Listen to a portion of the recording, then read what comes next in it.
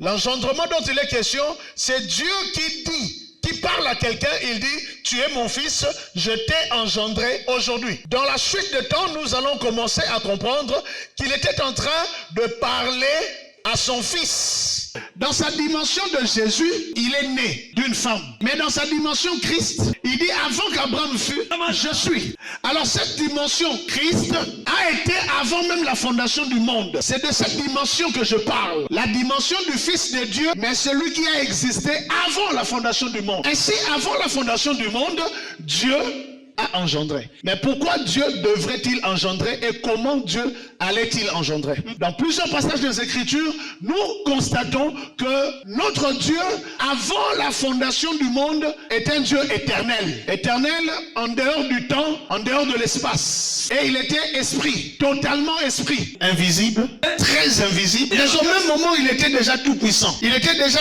tout capable. Il avait toute la potentialité de sa divinité. Avant la création du monde, l'Éternel était déjà lumière.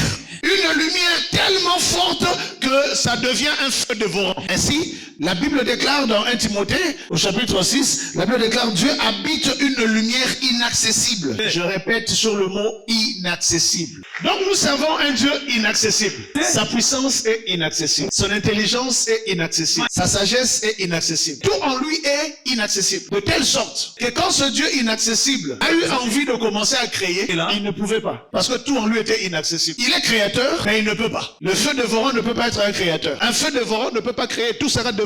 Et la Bible même dit que par le souffle de ses narines, tout est consumé. Comment on peut vivre avec un monsieur comme ça? Alors il va rester Dieu, mais il va falloir qu'il puisse engendrer Dieu au-dedans de lui, qui sera en mesure d'entrer maintenant en contact avec tout ce qui pourra exister dans la suite. Ainsi Dieu engendra Dieu. De Dieu est sorti Dieu. Il y a donc deux grandes dimensions qui se manifestent et il y a une troisième qui emballe le tout. Il y a la nature de Dieu, Dieu est esprit, et il y a le Fils de Dieu, la divinité même qui peut entrer en contact avec la matière. Un Dieu qui restera Dieu inaccessible, mais qui devient également accessible. Mais si jamais un jour tu croisais ce Dieu accessible, faites attention, n'oubliez pas qu'en lui se trouve une autre dimension inaccessible qui est toujours là. Si jamais tu chasses Dieu, mais il est inaccessible, n'oublie pas, ce n'est pas par tes efforts. Lui-même Dieu s'est rendu accessible. C'est-à-dire celui qui sort de Dieu aura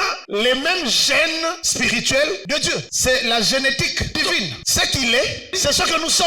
Si réellement tu es né de Dieu, il t'a engendré. C'est le mot gène à l'intérieur. Il t'a produit dans sa génétique. Et il y a de l'hérédité là-dedans. Ça veut donc dire que dans l'éternité, quand Dieu a engendré son Fils, en ce moment-là, il n'y avait rien, il n'y avait pas les cieux, il n'y avait pas la terre, il n'y avait pas le temps, il n'y avait rien.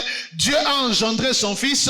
Dieu, le Père, est tout puissant. Le Fils est tout puissant. Mais il est capable de diminuer sa toute puissance jusqu'à même devenir tout faible. Mais quand le Fils devient tout faible, la dimension de toute puissance. Amen. C'est comme ça Jésus pouvait dire, Père, pourquoi tu m'as abandonné? Parce que abotama nanzambe. Tango abotama ka moto, akitisi dose na yeti akomi moto. Tango akomi moto, alongoli bonzambe nyonso kati na ye, atikali un simple homme. Philippiens chapitre 2. Un simple homme. Yesu pendant 33 ans, à vivre à Anassé, il a vécu comme un simple homme. Mais sa force c'était où? Sa force c'était qui? C'était celui qu'il appelait Père. Donc pendant